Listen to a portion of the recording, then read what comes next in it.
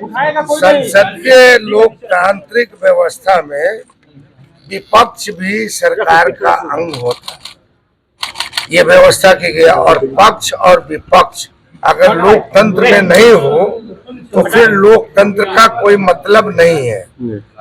अब राज्यपाल महोदय का, महामहिम राज्यपाल का कल अभिभाषण हुआ। आज तक की जो परंपरा रही है कि विपक्ष जो है उसमें क्या क्या बिंदु छूट गए उनके भाषण में उसका संशोधन देती है और विपक्ष को संशोधन पे बोलने का मौका दिया जाता है।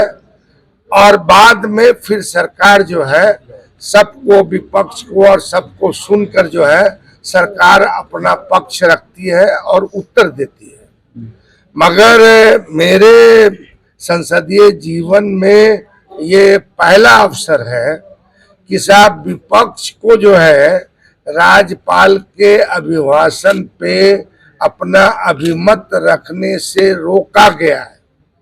मतलब बोलने, हमारे बहुत सारे माननीय सदस्य ने संशोधन पेश किया था कि ये इसमें जुड़ जाए, तो शायद इनका कहना है कि वो आपका प्रोसीडिंग का पार्ट बन जाएगा मगर भाषण नहीं होगा।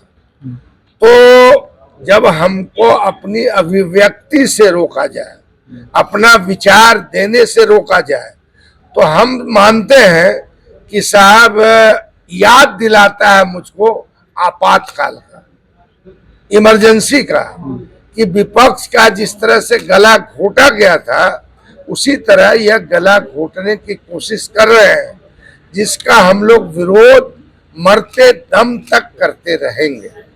लैंडफोर्ड जॉब मामले में नाम सुनवाई जो है वो 8 तारीख तक की है। लैंडफोर्ड जॉब मामले में जो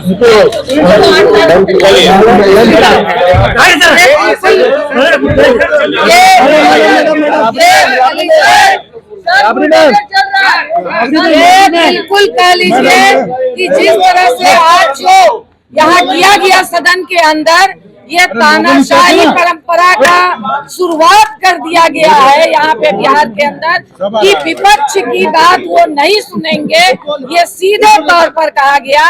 और जिस तरह से सरकार और मंत्री बनने के साथ बुलडोजर का पूरे बिहार में शुरुआत कर दिया गया, कोई ऐसा जिला नहीं है जहां बुलडोजर नहीं चल रहा है। तो इसके जरिए वो पूरे बिहार को ये संदेश देना चाह रहे हैं, गरीबों को, महिलाओं को, कि अब आपकी आवाज नहीं सुनी जाएगी, आपकी रोजी रोटी आवाज रौंद दिया जाएगा।